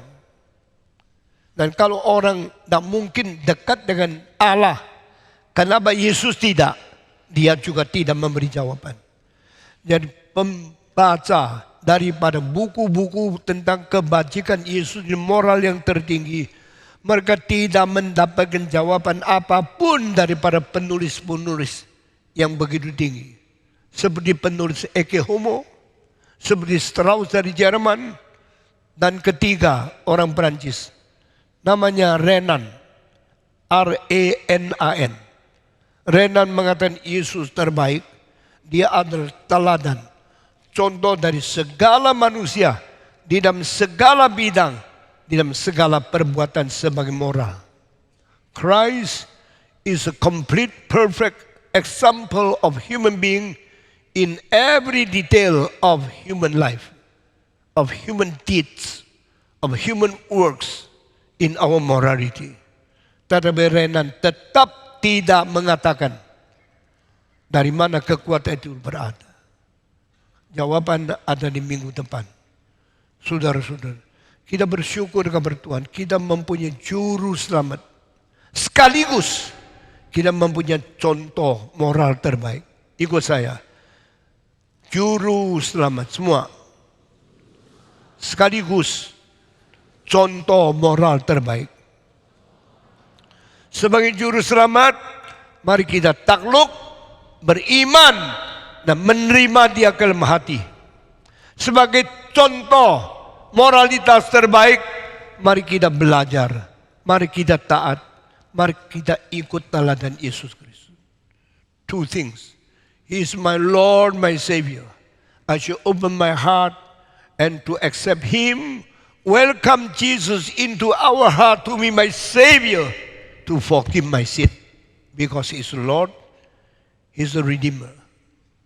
But as a perfect example of my life and my behavior, I should kneel down and learn from Him, take His yoke and follow Him. Mengikut Dia, mengikut teladan Dia. Maka tugas kita di hadapan Tuhan Yesus dua. Pertama, menerima Dia sebagai juru selamat semua. Kedua, mengikut Dia di dalam kelakuannya. Mari kita berdoa. Bapa di dalam surga, berkati kami, jadikan kami orang yang sungguh-sungguh menerima Tuhan dan sungguh-sungguh mengikut teladan-Mu. Pimpinlah kami, khususnya kebaktian ini dan disambung dengan kebaktian minggu depan. Dalam nama Tuhan Yesus kami berdoa. Amin. Sekarang saya memperkenalkan seorang anak sudah datang. Ada seorang anak dari SKC, baru selesai SMA. Dia langsung mau masuk sekolah mana? Langsung masuk sekolah tertinggi dunia, MIT. Saya tanya, anak SMA di Indonesia bisa masuk MIT? Kapan murid kita masuk MIT? Tetapi anak daripada SKC bisa masuk MIT. Saat saya sangat terhibur, saya sangat bersuka cita, tapi saya khawatir. Saya tadi bilang sama dia, waktu ke NIT harus baik-baik sungguh-sungguh menjadi anak Tuhan yang terus tidak luntur iman dan berpegang janji Tuhan seumur hidup. Jangan terlalu cepat pacaran, jangan terlalu cepat nikah. Anak ini umur hari ini 18. Mamanya sudah meninggal 2 tahun yang lalu. Papanya susah payah besarkan dia. Saya tanya papa berapa anak? 2. Dua-dua laki-laki. Dua-dua lulus SKC. Yang besar umur 19. Yang kecil umur 18. Yang umur 19 di Harvard University. Heran ya. Orang Indonesia kok bisa masuk Harvard? Orang Indonesia kok bisa masuk MIT? Bisa. Karena Tuhan memberkati gerakan reform Injili. Masuk MIT, satu anak. 1 tahun paling sedikit 500 sampai 800 juta. Papanya bukan orang kaya. Kok bisa masuk ke Harvard? Tahun ini sambung satu anak lagi. Baru satu pergi tahun lalu. Anak ini kedua. Tahun ini pergi lagi MIT. MIT juga paling sedikit 800 sampai 1 miliar 1 tahun. Papanya orang kayanya? Tidak. Orang biasa. Kenapa bisa? Semuanya karena Tuhan memberkati gerakan reform Injili. Saudara-saudara. Kakaknya umur 19. Saya minta ditayangkan fotonya. Kakaknya namanya siapa?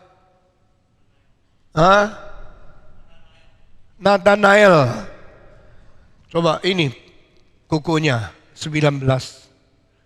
Kedua adiknya namanya siapa?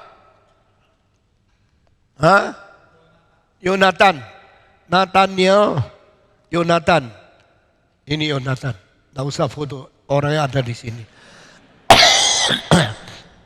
2 orang 1 tahun mestinya 2 miliar. Papanya orang kaya tidak. Kenapa bisa masuk? Karena dua-dua dapat beasiswa full. Kenapa Harvard kasih beasiswa untuk lulusan SKC? Kenapa MIT kasih beasiswa untuk lulusan SKC? Karena SKC terkenal? Tidak. Karena kita sudah ratusan tahun sekolah, baru belasan tahun. Mencapai kemungkinan anak kita diterima di Harvard, di MIT. Itu anugerah Tuhan. Silakan Yonatan naik ke atas. Yonatan, kau kira apa sebab kau diterima di MIT dengan beasiswa full? Kira-kira sebab apa?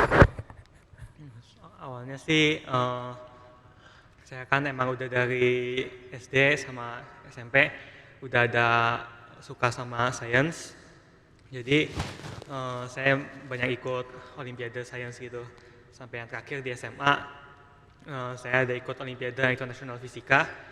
Waktu itu dapat medali emas, jadi itu jadi portofolio yang paling kuat buat di sana MIT. Mendapat medali emas, apalagi?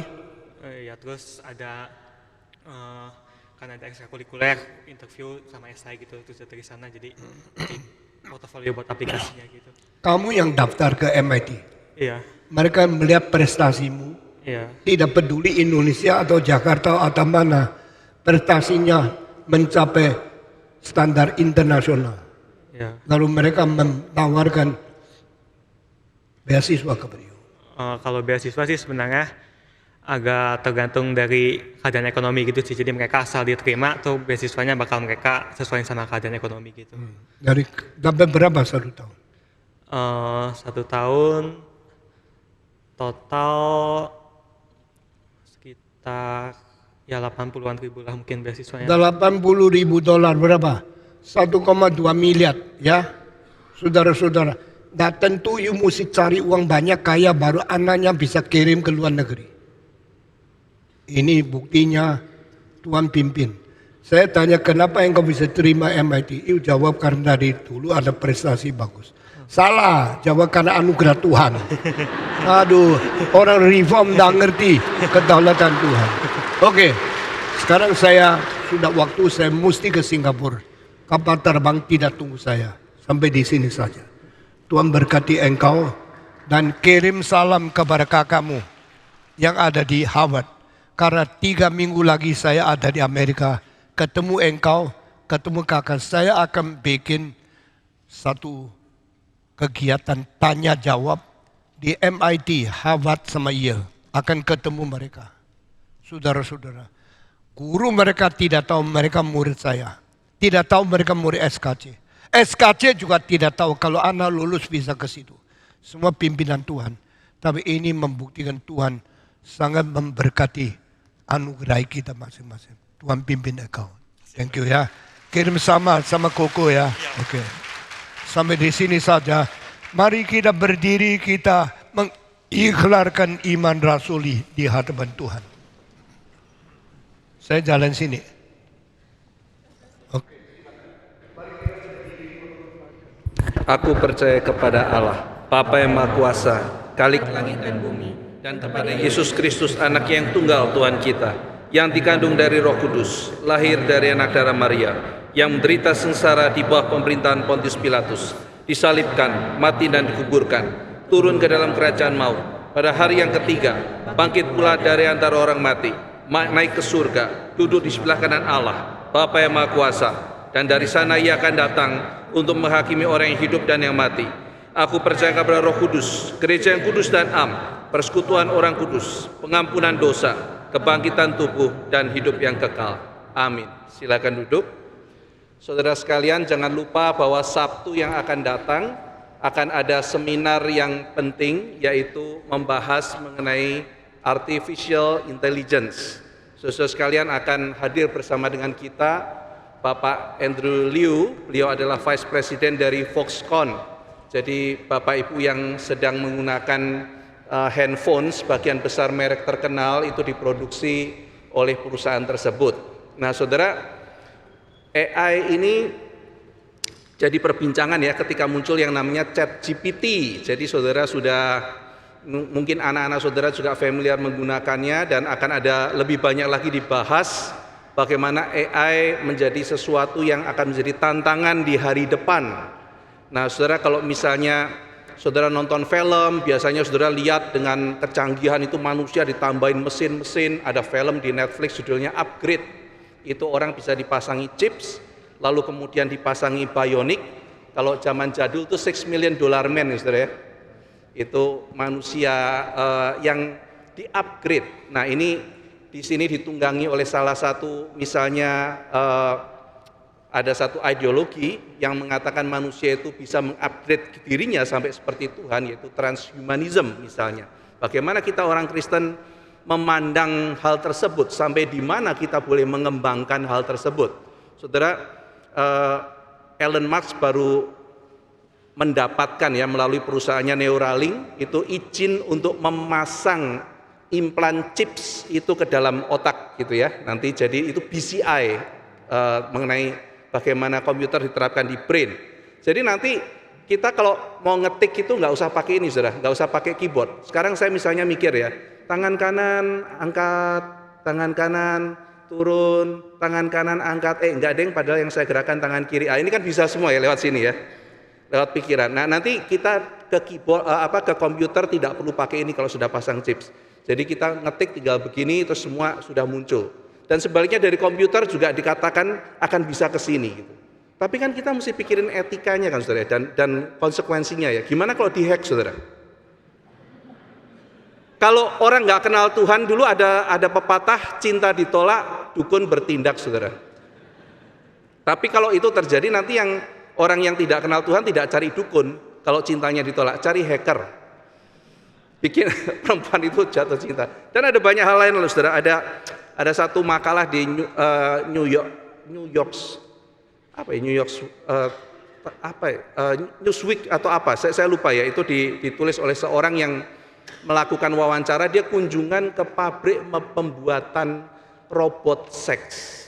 Dan lalu ditanggapin oleh berbagai sosiolog yang mengatakan menakutkan sekali, kira-kira 10-20 tahun akan datang. Kita mesti pikirkan sebagai orang Kristen, etika khususnya bagaimana kita melihat pernikahan dan seks. Kita perlu lebih mempopulerkan keindahan pernikahan Kristen. Aneh, saudara. Jadi sosiolog itu malah menunjukkan keindahan pernikahan tradisional yang terancam, dan hari depan umat manusia bagaimana ya orang kalau memilih tidak menikah. Saudara, menikah itu kan keluar biaya. Belum dikatakan oleh dia, sosiolog itu, perempuan itu berubah loh. Feminisme radikal mulai masuk, perempuan jadi nggak asik gitu menurut dia gitu ya. Jadi orang jadi males menikah, terus kemudian sudah menikah juga akhirnya kosnya mahal, terus mesti pacaran, belum tentu dapat yang sesuai dia. Beli robot boleh pilih mukanya kayak apa, saudara? Lebih murah, ya kan? Lebih bisa nurutin dia, bisa diprogram. Nah, bagaimana ya kalau suatu hari nanti orang tidak menikah, makin hari pernikahan akan makin kecil. Jadi tesis sosiolog itu adalah teknologi mempengaruhi keputusan orang menikah, dan itu dia buktikan dengan riset. Nah, saudara-saudara sekalian, ada satu film dibintangi kalau nggak salah oleh Joaquin Phoenix ya, yang main Joker, judulnya Her. Mungkin sudah pernah lihat ya gimana seseorang jatuh cinta kepada AI bernama Samantha. Nah, itu film yang bisa menggambarkan dengan real pergumulan orang kesepian yang akhirnya punya AI canggih dan jatuh cinta kepada AI. Nah, saudara, ada banyak hal yang kita bisa perbincangkan. Ada banyak isu mengenai deepfakes dan nanti kaitannya dengan demokrasi dan sebagainya. Saudara sekalian, mari kita datang. Ini bukan cuma buat anak kita saja, mungkin orang tua juga perlu diperlengkapi. Kira-kira dunia seperti apa yang akan kita hidupi dan perubahannya seperti apa. Saudara, berikutnya yang kedua, Sekolah Kristen Calvin itu ada tulisan tadi open house tanggal 2 September. Itu open house-nya, saudara. Jadi akan ada event, akan ada pameran pendidikan dan sebagainya. Tetapi pendaftaran sudah buka semenjak 7 Agustus.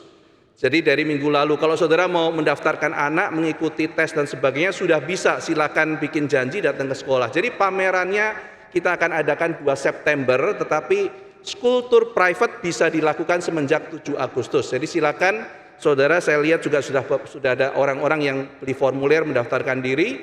Kalau saudara mau daftar sudah bisa dimulai semenjak minggu yang lalu. Tetapi pameran kita akan adakan pada tanggal 2 September. Nah, pengumuman yang terakhir, saudara, ada video yang akan dibuat oleh Buletin Pilar. Selama ini kita dilayani oleh para pemuda yang belajar untuk menulis dan rajin untuk menulis, membagikan pengetahuannya kepada kita bersama. Dan sekarang pimpinan redaksinya adalah Pendeta Heru. Akan ada tampilan dari Buletin Pilar untuk kita saksikan bersama.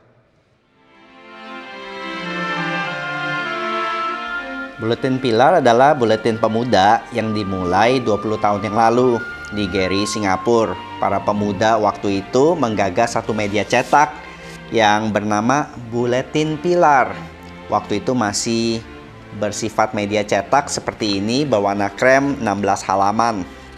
Lalu 3 tahun kemudian, Pendeta Dr. Stephen Tong melihat buletin ini baik untuk diadopsi menjadi buletin seluruh gerakan Reform Injili. Tapi semenjak COVID-19 yang lalu, kami memutuskan buletin ini untuk full online and go digital, sehingga bisa menjangkau lebih luas lagi. Dan kami harapkan media ini yang sekarang website Buletin Pilar dapat menjadi wadah pembelajaran bagi para pemuda untuk belajar, membaca, dan juga menulis tentang teologi, Alkitab, dan juga bidang-bidang kehidupan lainnya.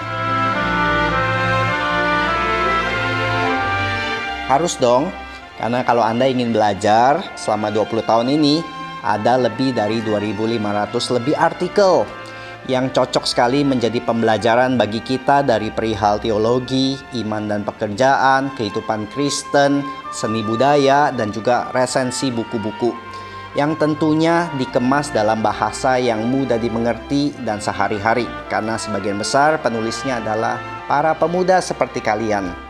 Selamat ulang tahun Buletin Pilar yang ke-20.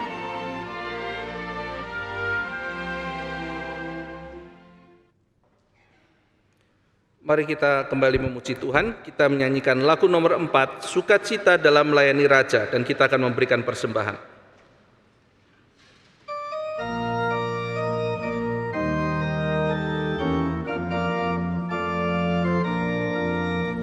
Ku bersukacita Bersama Dia, Raja atas segala raja, hatiku penuh sukacita damai, sebab bekerja bagi Dia.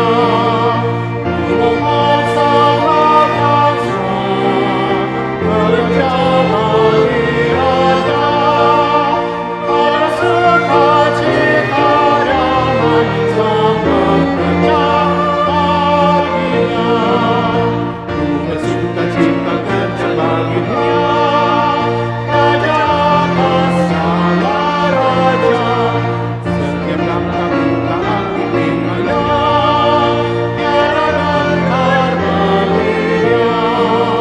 Ku mohon sabarkan semua, bekerja bagi Raja, pada sukacita damai, sebab bekerja bagi Dia.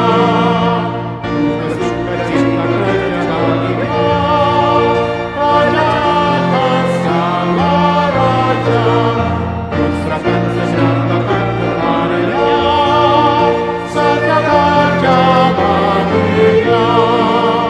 Ku mohon salahkan semua, bekerja bagi Raja, pada sukacita damai, sebab bekerja bagi Pria menyanyi bait pertama. bersukacita kerja bagi Dia, Raja atas segala raja, hatiku penuh sukacita damai, sebab bekerja bagi Dia. Ku mohon salahkan semua, bekerja bagi Raja, pada sukacita damai, sebab bekerja bagi Dia. Wanita bait kedua.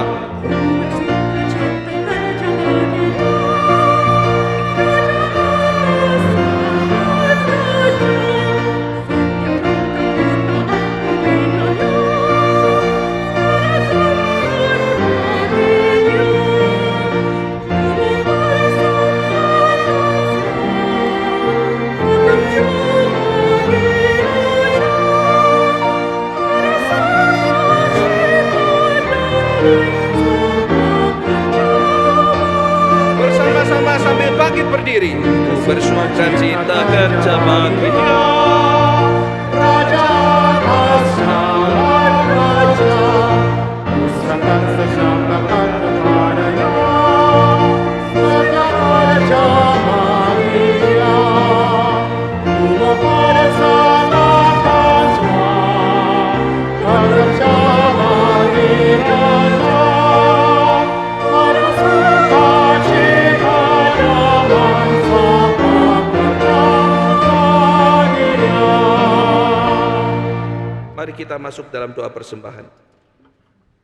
Bapa yang maha besar, yang maha kudus, pencipta langit dan bumi, kami datang ke hadirat-Mu Tuhan, menghaturkan persembahan kami. Kuduskanlah ya Bapa persembahan kami. Jikalau ada dari hasil-hasil yang tidak benar di hadapan Tuhan, ada hasil yang seperti dengan hati dipersembahkan seperti Ananias dan Safira, atau kami berkompromi menjual iman kami seperti Yudas Iskariot untuk menghasilkan hasil dan kami mempersembahkannya kepada Engkau. Tuhan, kuduskanlah segala persembahan kami. Dan kami kiranya lebih baik lagi di dalam berusaha untuk kami boleh memberikan persembahan yang terindah bagi Tuhan. Dan kiranya bukan hanya dalam bentuk uang, tapi seluruh kehidupan kami boleh Tuhan mempersembahkan. Karena Engkau lebih dahulu mempersembahkan dirimu di atas kayu salib demi penebusan dosa kami. Terima kasih Bapa, kami mohon kuduskan juga dan beri hikmat kepada setiap yang mengelola dan mengambil keputusan pemakaian uang ini. Biarlah dipakai hanya demi kemuliaan nama Tuhan. Dalam nama Tuhan Yesus kami berdoa. Amin. Amin. Mari kita bersama-sama menaikkan doksologi dan terima berkat.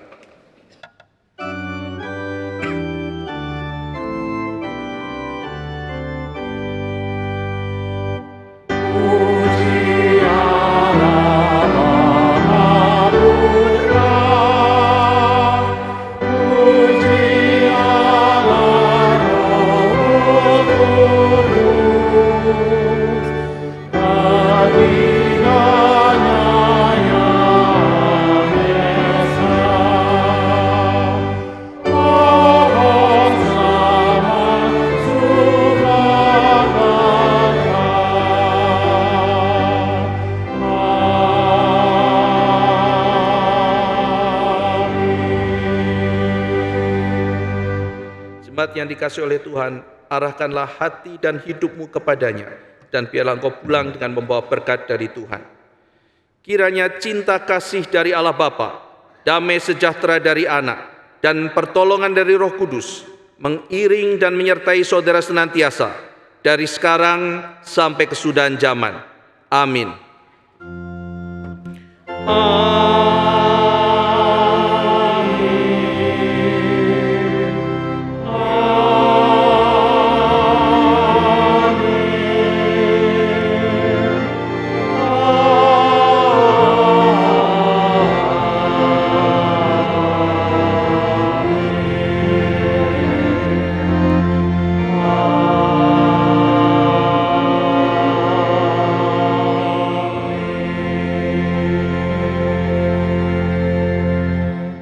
Silakan duduk, waktu teduh dan ibadah selesai. Tuhan memberkati.